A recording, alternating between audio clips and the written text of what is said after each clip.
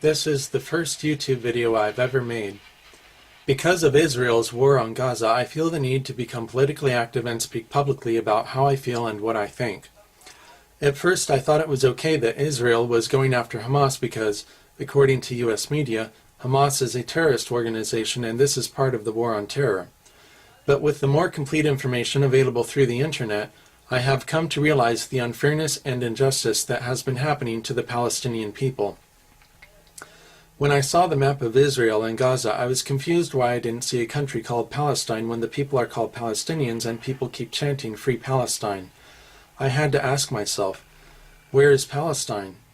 I started searching the internet and Wikipedia to learn more about the history of Israel and Palestine. I wanted to learn why there has been such a long and ongoing conflict between them. I also went to YouTube and typed Gaza into the search field. Then I changed the search filter at the top of the results list from uploaded anytime to uploaded this week.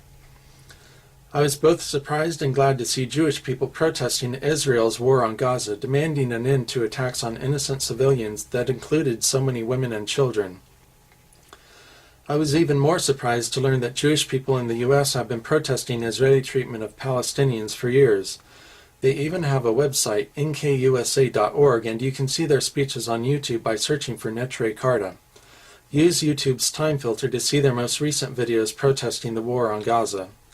What have Israelis done to Palestinians to cause Jewish people to protest? In my internet searches, I was appalled to learn that Israeli settlers frequently threw firebombs into Palestinian houses and acid on Palestinians to force them to flee from what Israelis claim is Jewish Holy Land. I saw graphic pictures of Palestinian children who had been horribly burned and disfigured by Israeli firebombs and acid attacks. If you want to see what I saw, go to flickr.com and search for Palestinian child burned. You will see quite a few photos of burned Palestinian children by scrolling down through the results. No child should be treated so horribly, especially because of their ethnicity and someone else's religious claims of Holy Land.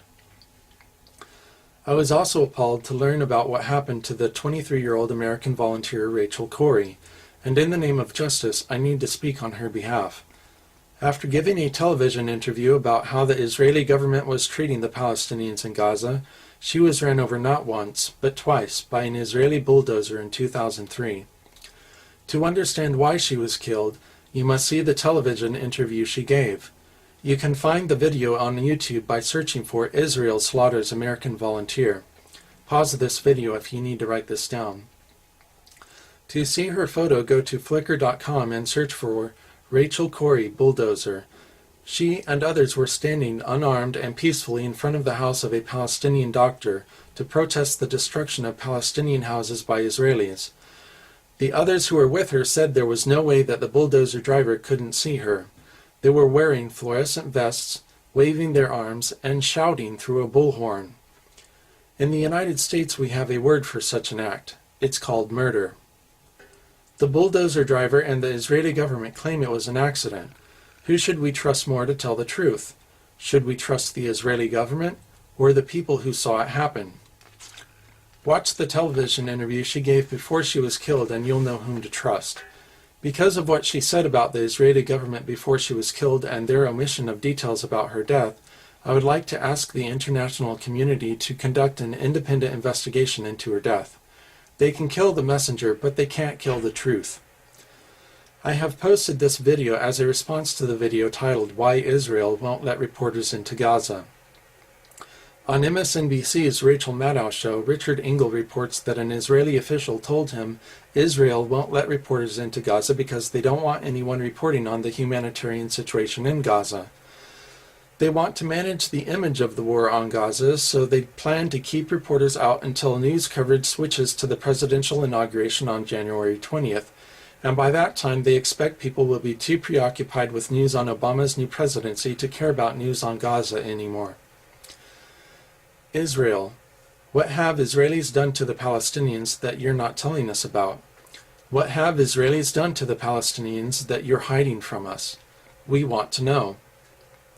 I did not see a Hamas militants using children as human shields as you claim. What do? Do they line children up in front of them and shoot over their shoulders? Where are the pictures? Are you lying to us to gain our support? We need to get as many video cameras and reporters as possible into Gaza so we can see what Israel is doing to Palestinians. We need some serious investigative reporting done so we can see what's been going on. We need to see how Israel is making them live. The disproportionality of Israel's attack on Gaza strikes me like someone filled with hatred that was just looking for an excuse to lash out at their victim. How else can we explain their use of bombs that explode and spread out over the city as shown in some videos? It's as if they are trying to maximize civilian casualties. This is not a war on terror. It's a terrible war. To supporters of Israel who are offended by my concern for the Palestinians, I am offended that you are offended. Everyone has the right to freedom and happiness regardless of their religion. No group of people should be oppressed by another group that thinks themselves holier. And no one can be holy if their actions are unholy. The walls that Israel has built around Palestinians are monuments to the Israeli hatred and oppression of them. Like the Berlin Wall, the Gaza Wall must fall. Israel cannot take away the freedom of these people, cut off their resources, and force them to live in poverty. What Israel is doing to the people of Gaza is destroying their ability to live healthy lives and flourish. It isn't right and it isn't fair. It's a horrible injustice and it must stop. We must not let any group of people oppress another group regardless whether or not members of the oppressing group had been previously oppressed themselves. As a global community, we cannot afford to look the other way. We must not remain silent. We need to write letters to our government representatives and make them put pressure on Israel to stop the war. We need to use our words, not our weapons. Since Israel is trying to suppress news coverage of the war on Gaza by denying reporters access to the area until Obama becomes president, I propose that we bring Gaza back into the news by staging a Peace and Freedom March on the first Saturday after the presidential inauguration. This will be Saturday the 24th of January.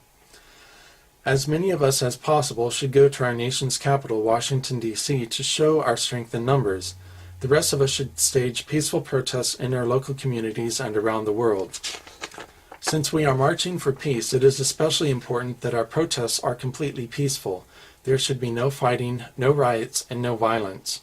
It's time for us to call for walls of hate to fall. To reprimand Israel for their excessive and irresponsible use of military force against Gaza, we need to quit selling them U.S. military vehicles and weapons and quit giving them $3 billion a year to help fund their military activities. We now need to take $3 billion a year that we have been sending to Israel and use it to rebuild Gaza. We must help Palestinians establish quality lives that are free of poverty and oppression. It isn't fair to omit half the story and demonize the victims as Israel has done. Peace comes from compassion and understanding, not from demonization and warmongering. Let's have preemptive understanding and compassion, not preemptive war. War is not the way to peace. To ensure that our right to free speech cannot be censored or silenced, please go to MediaConverter.org and make backup copies of my video and the videos I have mentioned. If they should mysteriously disappear from YouTube, please repost them on both YouTube and other websites. People have a right to know the truth. If I understand YouTube right, you can click my user ID and subscribe to my webpage to hear about new videos I add. Please subscribe to my YouTube webpage if you would like to hear future comments from me. Thank you.